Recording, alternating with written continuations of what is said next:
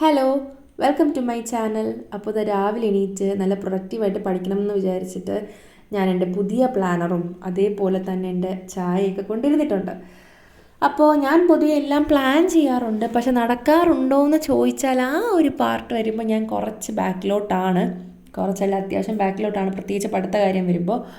എന്തായാലും ഇപ്പോൾ ഞാൻ ഫോക്കസ് ചെയ്യുന്നത് പഠിച്ച് തീർക്കാൻ പറ്റിയില്ലെങ്കിലും കുഴപ്പമില്ല, പക്ഷെ ഒരു പകുതിയെങ്കിലും സെറ്റാക്കണം എന്നുള്ളൊരു മോട്ടീവിലാണ്.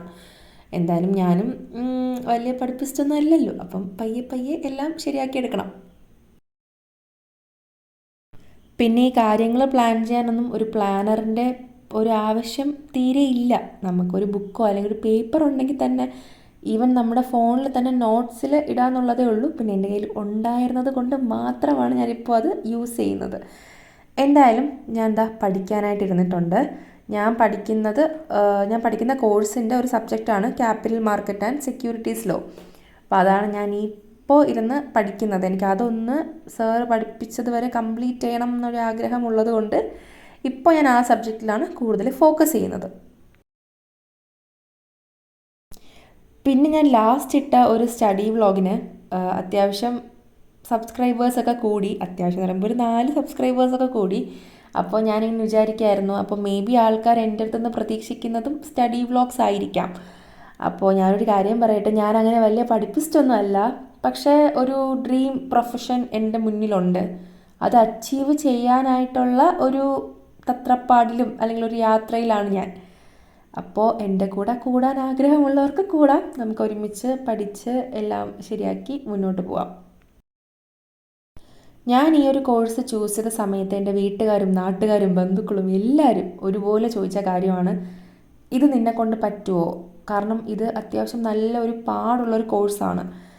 അപ്പോൾ ഞാനൊരു ആവറേജ് സ്റ്റുഡൻ്റാണ്, അപ്പോൾ എന്നെക്കൊണ്ട് പറ്റുമോ എന്നുള്ളത് ഒരുപാട് പേര് ചോദിച്ചു. അന്നൊക്കെ ഞാൻ ഭയങ്കര കോൺഫിഡൻ്റ് ആയിട്ട് അവരെ മുഖത്ത് നോക്കി പറഞ്ഞിട്ടുണ്ട്, എന്നെക്കൊണ്ട് പറ്റും, എന്നെക്കൊണ്ട് പറ്റും, അങ്ങനെ ഞാൻ പറഞ്ഞു. പക്ഷേ ഇപ്പോൾ ഈ കോഴ്സ് തുടങ്ങിയിട്ട് തന്നെ, പഠിക്കാൻ തുടങ്ങിയിട്ട് തന്നെ 1.25 വർഷം ആവാറായി. ഇപ്പോൾ ഞാൻ ഒരു 3 മാസത്തോളമായിട്ട് ഫ്രീക്വൻ്റായിട്ട് എന്നോട് തന്നെ ചോദിക്കും, ഇത് വേണമായിരുന്നോ, പഠിക്കാൻ പറ്റുമോ, എനിക്ക് അത്രയ്ക്കുള്ള കഴിവൊക്കെ ഉണ്ടോ എന്നുള്ളത്. അതായത് ഒരു കോഴ്സ് ചെയ്യുന്ന സമയത്ത് അല്ലെങ്കിൽ എന്തൊരു കാര്യം നമ്മൾ ചെയ്യുന്ന സമയത്താണെങ്കിലും നമ്മൾ തന്നെ നമ്മളെ ഒരു പോയിന്റ് എത്തുമ്പം ഡൗട്ട് ചെയ്യാനും ക്വസ്റ്റ്യൻ ചെയ്യാനും സ്റ്റാർട്ട് ചെയ്യും.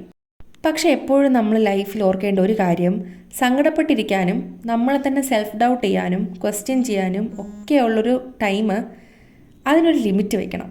നമ്മൾ ഓവറായിട്ട് നമ്മളെ ക്വസ്റ്റ്യൻ ചെയ്യുകയോ ഡൗട്ട് ചെയ്യുകയോ ചെയ്തു കഴിഞ്ഞാൽ നമ്മൾ ശരിക്കും ബാക്കിലോട്ട് പോവുകയാണ് ചെയ്യുക. അതുകൊണ്ട് ഞാൻ എന്താ ചെയ്യാന്ന് വെച്ചാൽ, ഇപ്പോൾ എന്നെ മോട്ടിവേറ്റ് ചെയ്യാൻ വേണ്ടിയിട്ട് ഞാൻ പറയും, മനുഷ്യരെ കൊണ്ട് പറ്റാത്തതായിട്ട് ഒന്നുമില്ല. ഞാൻ ഒരു +1 +2 അല്ലെങ്കിൽ 10 വരെയൊക്കെ ഭയങ്കര ആവറേജ് അല്ലെങ്കിൽ ബിലോ ആവറേജ് സ്റ്റുഡൻ്റ് ആയിരുന്നു. ഡിഗ്രി ഞാൻ ഒരുവിധം പഠിച്ച് തന്നെയാണ് പാസ്സായത്.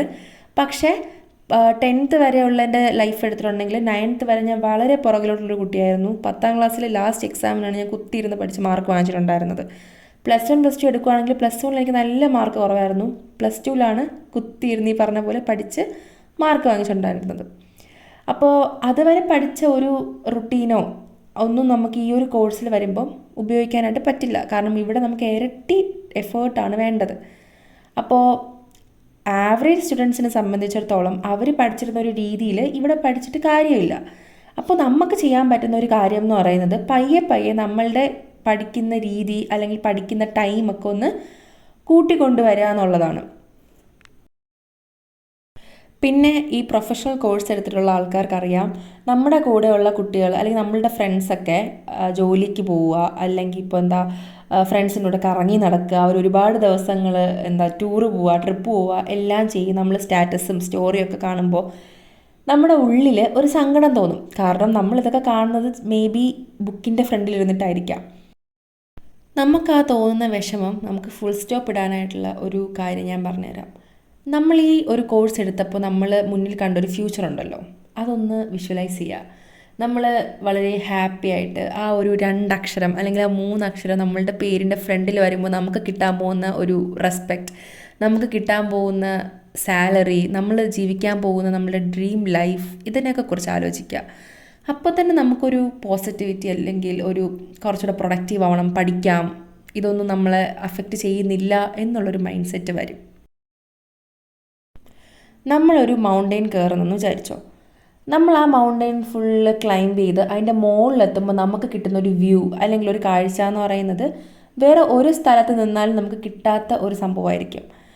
അപ്പോൾ നമ്മൾ ആ മല കയറാൻ വേണ്ടി എടുക്കുന്ന എഫേർട്ടും അതുപോലെ നമ്മൾ എത്ര ക്ഷീണിച്ചു, നമ്മൾ എത്ര ടൈം എടുത്തു, എല്ലാം നമ്മൾ മറക്കുന്നത് ആ മുകളിലെത്തി ആ ഒരു കാഴ്ച കാണുമ്പോഴാണ്. അതുപോലെ തന്നെയാണ് ഇവിടെയും. നമ്മളിരുന്ന് പഠിക്കുന്നു, നമ്മൾ എത്രയോ ടൈം അതിന് വേണ്ടി ഇൻവെസ്റ്റ് ചെയ്യുന്നു, നമ്മുടെ ലൈഫിൽ പല കാര്യങ്ങളും നമ്മൾ വേണ്ടാന്ന് വയ്ക്കുന്നു, ഒരുപാട് ടൈം ഇതിൽ ഇൻവെസ്റ്റ് ചെയ്ത് നമ്മളുടെ എഫേർട്ട് ഇൻവെസ്റ്റ് ചെയ്ത് നമ്മുടെ ഉറക്കം കളഞ്ഞ് അങ്ങനെ പല രീതിയിൽ ചിലപ്പോൾ നമുക്ക് ഫാമിലി ഫങ്ഷൻസിന് പോകാൻ പറ്റാതെ ആവുന്നു. എല്ലാം നമ്മൾ ഈ ഒരു ഒറ്റ കോഴ്സിന് വേണ്ടി അല്ലെങ്കിൽ നമ്മളുടെ മുന്നിൽ കാണുന്ന ആ ഒരു സംഭവത്തിന് വേണ്ടിയിട്ട് ഇൻവെസ്റ്റ് ചെയ്തിട്ടുണ്ടെങ്കിൽ നമുക്കൊരു ബ്രൈറ്റ് ആയിട്ടുള്ള നമ്മൾ ആഗ്രഹിച്ച രീതിയിലുള്ള ഫ്യൂച്ചറാണ് കിട്ടുന്നതെന്ന് എപ്പോഴും മനസ്സിൽ ചിന്തിച്ചുകൊണ്ടിരിക്കുക.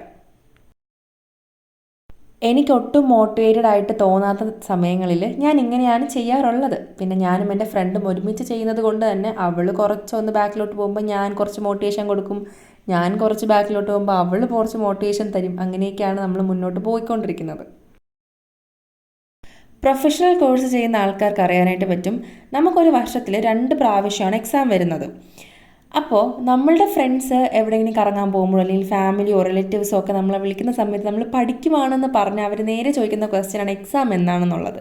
അപ്പോൾ നമ്മളിപ്പോൾ ഡിസംബറിലെന്നോ അല്ലെങ്കിൽ ജൂണിലെന്നോ പറയുമ്പോൾ ഡിസംബറിലല്ലേ എക്സാം, നീ എന്താണ് ഒക്ടോബറിൽ ഇരുന്ന് പഠിക്കുന്നത് എന്ന് ചോദിക്കുന്ന ആൾക്കാർ നോർമലാണ്. കാരണം അവർക്ക് നമ്മളുടെ കോഴ്സിനെ കുറിച്ച് കൂടുതൽ ഡീറ്റെയിൽസോ കാര്യങ്ങളോ അതിൻ്റെ ഡെപ്തോ ഒന്നും അറിയില്ല.